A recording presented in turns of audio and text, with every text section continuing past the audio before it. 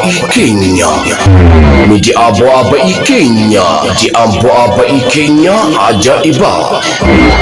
Shin media bu'a Ikenya jedhu sagantoolee garaa irratti ni argama. Ala adda ta'een tajaajila dabalataa ida'achuudhaan kan asiniif ba'e media bu'a Ikenya. Waadaa siniif galee kamuu dudduubatti hin deebi'u kan galmaan ga'udha. Tajaajiltoota iddoo ramadachuudhaan yeroo barbaadanitti kan isin keessummeessu.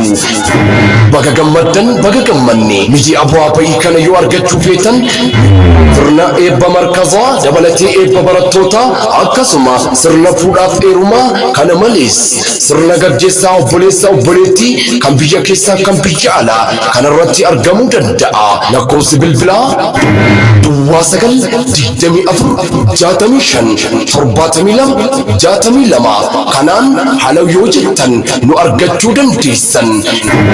Media bu'a Ikenya filannoo keessan isiniif haa ta'u.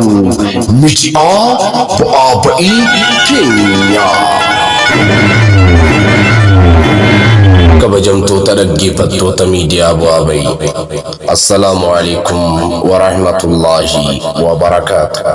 Tamsaasii kallattii yeroo ammaa kana isiniif darbaa jiru foddaa markaza Zillul Islaam irraayi. Egaa akkuma beekamu miidiyaan bu'aa ba'ii hojii eegale kana duubatti kan deebi'u osoo hin taane tajaajila garaa dabalachuudhaan hojii isaa itti fufee jira.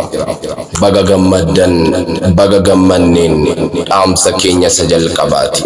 Akka nuti sirna gaa'ila obboleewwan keenyaa kanarratti argamnu kan ispoonsara kabajaaf jaalalaa nuuf ta'an Ustaaz Faris Abdiidha. Gama ogummaa kaameraatii fi oodiitara sagaleedhaan kan nu wajjin turan Xayyibaa Binti Baabaatii fi Fadluddin Shifaati. Qophiilee afaan Oromootiin dhiyaatanuun immoo kan isinii wajjin turu an Profeesar Namxuqinaati.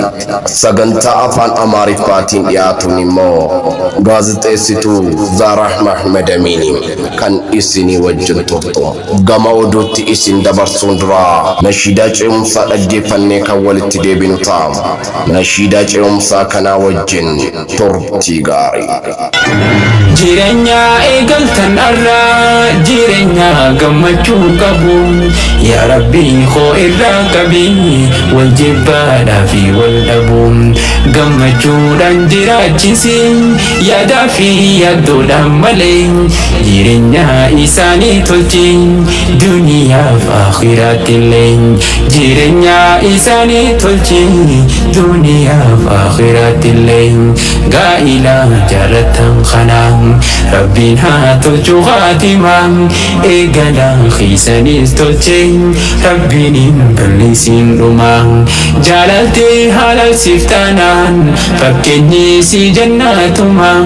Dhokattee bira hin dhaytu hoggayyoo isin teetuma. Dhokattee bira hin dhaytu hoggayyoo isin teetuma.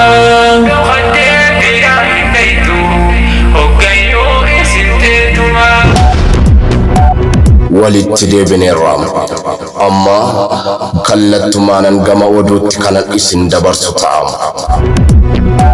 Hanga xumura qophii keenyaatti nu wajjin turaan affeerraa keenya galamaati. Bakki argama keenya guyyaa irraa kun markaza Zillul Islaam keessattidha. Hundeessaanii fi barsiisaan markaza kana Ustaaz Faris Abdiiti. Haalli baruuf barsiisuu markaza Zillul Islaam kana keessatti gaggeeffamaa jiru kan haalaan nama gammachiisudha. Markaza Zillul Islaam kana keessatti sagantaa adda ta'etu gaggeeffamaa jira. Walitti qababiinsi guyyaa irraa kana sirna gaa'ila obboleewwan keenya Abdiidhaa fi Zamzam Amaanidha. Lolli yeroo dheeraadhaaf gidduu nama lamaatti gaggeeffamaa ture guyyaa irraa kana goolabame. Ajajaan lola kana abbaan ta'e immoo hin baramne. An Profeesar Namxuqinaan osoon irruun guuta jedhee walii gadhama'u nama lamaan argee kan taa'e maqaa koo haasa'u. battaluma sana keessatti maaliif maqaa kan koo haasoftu jedhee yeroon gaafadhu magaalaa namni baay'inaan guutee jiru keessa nafiis gani. Asumaan battaluma sana keessattis waanan godhu wallaale oduuleen harkatti afte buusee baasee madaale rakkoof rakkisaa meeqa tarkaanfadhe kunoo fidee isiniin gaadhe kun oduu ijootiin. Balballoomiin oduu kanaa immoo akka armaan gadiitti kan isiniif dhiyaatu ta'ama. Kabajamtoota dhaggeeffattoota keenyaa balballoomii oduu armaan olitti isiniif dhiyaateen kan isinii wajjin turuun anumaan hanga xumura qophii keenyaatti nu faana turaan immoo affeerraa keenya sagalamaatti.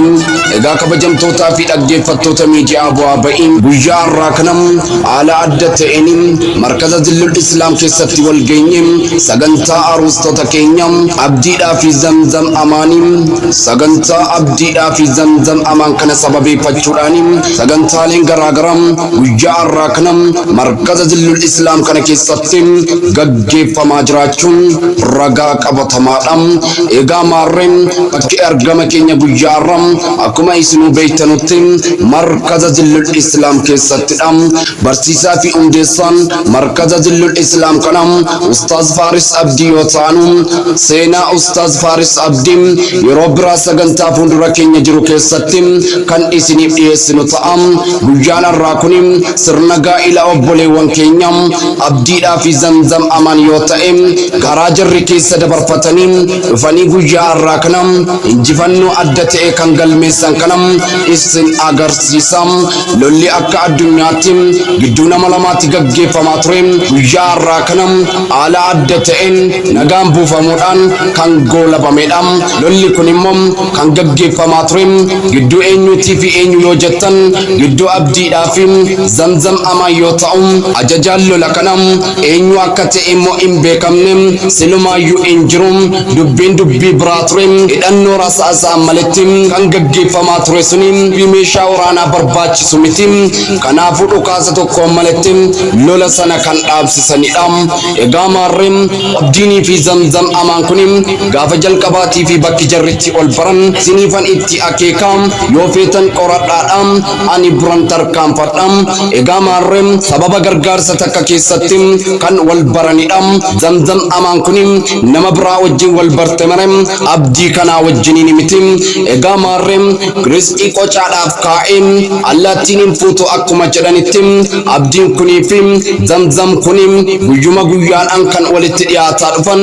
Ammas kara gamaa kana warma osoo hin taaneen suuta deemaa ennaa dhaqu nama fira ta'uu danda'urran abdiiniif zamzam kun xiqqoo walitti siqanii yeroo sana keessa diinni fira fakkaatu tokko lafaa kaatee suuraa zamzamii fi suuraa abdii kana sooshaal miidiyaa addunyaa kanarra walii gad afarsaa turte. Yeroo afarsitu kana keessatti zamzam amaan kun qalbii qabeettii waan taateedhaaf suuraa gadhiifame kana walitti funaannatte gama Ustaaz Faaris Abdii dhufte. Ilaa namni akkasiif akkasiin suuraa kiyyaa suuraa ebeluu walirratti dhee muuziqaa addaa irratti dhee sooshaal miidiyaa kanarra kan walii gad oofaa jiru waan ta'eedhaaf raafii ollaan kiyyam dabalatee warri maatii kiyyaallee yoo suuraa kana akkanatti arganii anaan maal jedhu osoon fayyaa qabu kabajaan irraa fuudhan waan ta'eef ebeluuf ekeluudhaan anasitti maqaa hin dha'u deemaa naa gaafadhaa jechuudhaan Ustaaz Faaris Abdii kabajaa fi jaalalaan itti ergitee turte.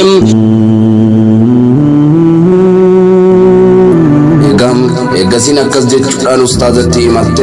Ustaazi kunis nama kana bira deemanii ilaa wanti kun si fayyadu waan godhaa jirtu kanarraa obbooda deebi'iin jechuudhaan gorsanii turanii garuu maal godharee namni suuraa abdiitii fi suuraa zamzam maxxansaa ture suniin irraa deebi'uu hin dandeenye. Asumaan Ustaaz Faaris Abdiin as deebi'anii murtee tokko murteessuun qaba isa didee mataa jabaate kana keessaa gaggeessuun qaba jechuudhaan erga murtee guddaa isaa murteessuudhaaf ofitti murteessanii murteen kanas buusanii baasanii madaalanii bidinaatii fi dubbii firaa hunda adda baafatanii irra deddeebiidhaan gorsaa turanii garuu maal godhare akka jarri yaadan osoo hin taane dubbiin isa duraa caale dirreetti ba'ee mul'ate. obboleettiin keenya Zamzam Amaan kun waan jettee dubbattu dhabdee osoo hin taane kabajaaf jaalalaanii gama fuulduraa tokkummaadhaan wajjin jiraanna jechuudhumas isii callisiise malee qabsoo kana eegaluudhaaf mudhii si jabeeffatte erga diddee amman si agarsiisa yaadatti fidde sanas amman siif mirkaneessa gamaa fi gamasiin qortusi walga'iin kooraa gubbaarratti akkas jedhu warri mammaakanii anis ol ka'eera jechuun jabaadhu ni argatta anis qabsootti dabalameera ofuma keetiif gubattee maraatta ani immoo qabsoo koon mirkaneeffadha jechuudhaan lafaa walitti kaate qabsoon murannoo hin qabne takkaa yoom galma ga'eere kan murannoo qabummoo takkaa yoom duubatti deebi'eere. egaa kabajamtoota keenya lolli bitaarraan eegalame namaaf hin mijatu loluttis nama rakkisa irraa ooluttis nama rakkisa yoo buqqisanii balleessan malee. egaa maaligam qabsoon eegalame fidduun fidda ni garta nagartu ni fuuta hin fuutu ni eerumta hin eerumtu jechuudhaan falmii guddaa kan gidduu isaaniitti gaggeeffame yoo ta'u adde Zamzam kun murannoo addaatii waan kaateedhaaf dubbii keessa deebii hin qabneen ergaa jiruuf jireenya tolchitu wa'ii guduunfitee itti ergatte ergaan isiin abdiitti ergatte immoo kunoo kan akkas jedhudha. egaa ka'een jira yaa sabboonaa biyya koo dubbiin akka yaadame miti diinatu barooduu eegale. egaa akkasuma wajjiniin abdiinis jedhee qeebale waan ati jette hundaatu waadaa gale walii injifannaa waliin taanee dagale diinni kaleessa kolfee ashaqosuni yoo fedhes aaree adallanu nuti gammachuu keenya ibsachuun keessummoota garaagaraatiif hiriyoota garaagaraa dabalanne injifannoo guyyaa keenya kan ibsannu jechuudhaan yaada Zamzamitti guute. gaa qabsoon eegalamte finiinte innaa jennu kana soba sinitti fakkaataare akkuma qabsoo kana gaggeessaa turanii qabsoo isaanii injifatanii kunoo guyyaa har'aa kana akkuma isin argitanii dhageessan kanatti ustaazotii gamtaatii fi akkasuma barattoota dabalatee hiriyootallee gamaaf gamasii walitti affeerratanii injifannoo isaanii kana kunoo akkuma kanatti gammachuu isaanii kan ibsataa jiranidha. abdiinii fi Zamzam Amaan kun erga bu'aa ba'ii baay'ee dabartanii as geessanii baga milkooftanii baga rabbiin keenya isin milkeesse injifannoon keessan injifannoo dhumarraan malee qabsoo dudduubatti akka hin deebine akkuma wal jaallattan kanatti dhalli keessan kun akka isin jalaa hin hirranneen dhaamsa ustaazotaatii fi dhaamsa hojjettoota miidiyaa bu'aa ba'iiti. egaa kabajamtoota dhaggeeffattoota miidiyaa bu'aa ba'ii balballoomii oduu keenyaa kana goolabuun dura dhaamsa tokko kan isin hin geenye isinirraa goolamnu ta'a. guyyaa har'aa sirna gaa'ila obboleewwan keenyaa waan ta'eedhaaf seenaa markaza Zillul Islaamii fi seenaa ustaaz Faaris Abdii yeroo biraatti kanaaf waadaa isiniif galle. ustaaz Faaris akkas jechuun natti kennatanii turanii dhaamsa isaan natti kennatanii yeroon isiniin ga'utti maal isaan qofare warri ta'anis kore ammas akkasuma abdiinii fi Zamzam Amaanillee dhaamsa wa'ii harka lafa jalaatiin natti kennanii turanii anis isaanirraa funaanee guduunfadhee irraanfadhee dhufe osoo hin taane walitti qabeen isinii fideera. dhaamsichi immoo kan akkas jedhu ture. kabajamtoota ustaazotii gamtaatii fi barattootii ustaazotii gamtaa ammas akkasuma keessummootaa fi hiriyoota kanneen bakka garaagaraarraa asitti argamtan hundumti keessanuu gammachuu obboleewwan keenyaa kana qooddachuudhaaf baga nagaan dhuftan deemsaaf yoo kaatanii gufuun miila isin hin dhayini qabsootti gaafa seentan injifannoo nama galmeessu rabbiin isin ataasisu nu bira dhaabbattanii nu jajjabeessuun keessan dagalee nuuf ta'a malee boodatti nun deebisu guddaa nuuf galatooma. kas jechuudhaan dhaamsa isaanii natti dhaammatanii turanii egaa maarreen nutis isiniin geenye isinis dhageessan jennee abdii guddaa qabna waan nu dhaggeeffattaniif galatooma isiniin jechuu barbaanna. balballoomiin oduu keenya guyyaa har'aa asumatti kan goolabamu ta'a. qophiilee afanii wajjiniin turtii gaarii isiniin jenna.